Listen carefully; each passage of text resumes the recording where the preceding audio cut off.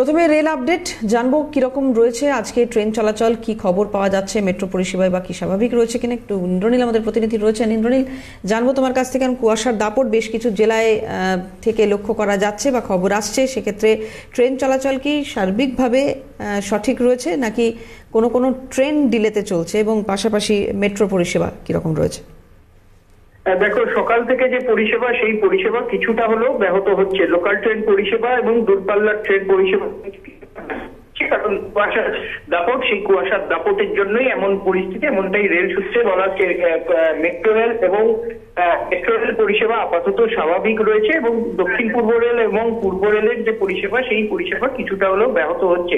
এবং যেটা জানা গিয়েছে, কলকাতা বইমেলার জন্য কিন্তু অতিরিক্ত পরিষেবা ইস্ট ওয়েস্ট মেট্রোর যে পরিষেবা সেই পরিষেবা কিন্তু থাকবে, এমনটাই কিন্তু মেট্রো রেলের তরফ থেকে বলা হয়েছে। এবং বেশ কিছু ট্রেন ইন্টারলকিং এবং নন ইন্টারলকিং কাজের জন্য কিন্তু ডাইভার্সন করা হচ্ছে, এমনটাই কিন্তু রেল সূত্রে জানা গিয়েছে।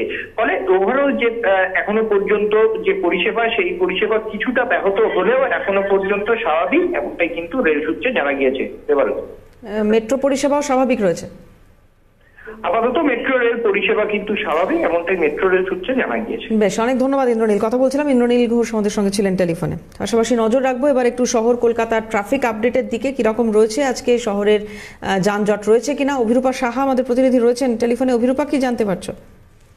দেখো, কলকাতার সর্বত্র স্বাভাবিক থাকলেও দেবরতী এখনো পর্যন্ত যেটা খবর, ল্যান্সডাউন রোড, মিন্টো পার্ক এবং শরৎ বোস রোড সংলগ্ন এলাকায় বেশ কিছুটা প্রেসার রয়েছে।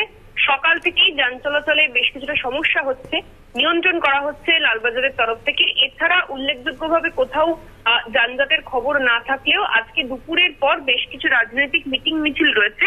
সুবোধ মল্লিক স্কোয়ার থেকে ধর্মতলা পর্যন্ত একটি বিশেষ রাজনৈতিক দলের মিছিল থাকার দরুন সেই সময়টা মূলত 12:30 1টার পর থেকে দুপুর 2টো 2:30 পর্যন্ত সমস্যা হতে পারে সাধারণ মানুষজনদের।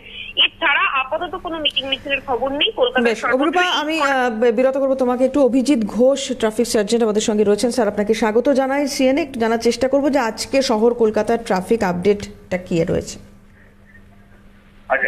নমস্কার, সার্জেন্ট অভিজিৎ ঘোষ বলছি, ট্রাফিক কন্ট্রোল রুম লালবাজার থেকে। শহর কলকাতার যান চলাচল এখনো পর্যন্ত সর্বত্র স্বাভাবিক আছে। আজকে সারাদিনে উল্লেখ করার মতো দুটো পথচলনের কথা বলতে হয়। একটা 13:00 আওয়ার্সে বের হতে পারে আরএসএন স্কোয়ার থেকে, এরা যাবে ওয়াই চ্যানেল পর্যন্ত ভায়া এসএন ব্যানার্জি রোড। এক্ষেত্রে 200 থেকে 250 জন মতো কালেকশন হতে পারে।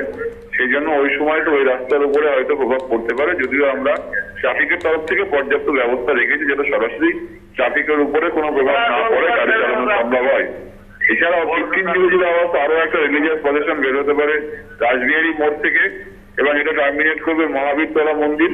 এরা SP Mukherjee road, Rishabhram Sasmal road, Tollygunge circular road হয়ে যাবে। এখানেও 250 থেকে 300 জন মতো কালেকশন হতে পারে।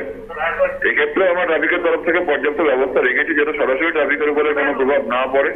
এছাড়া আজকে সারাদিনে এখনো পর্যন্ত উল্লেখ করার মতো তেমন কোনো বড় মিটিং বা মিছিলের খবর যেহেতু আমাদের কাছে নেই, তাই আশা রাখছি দিনের বাদ বাকি সময়টাও শহর কলকাতার যান চলাচল স্বাভাবিক থাকবে।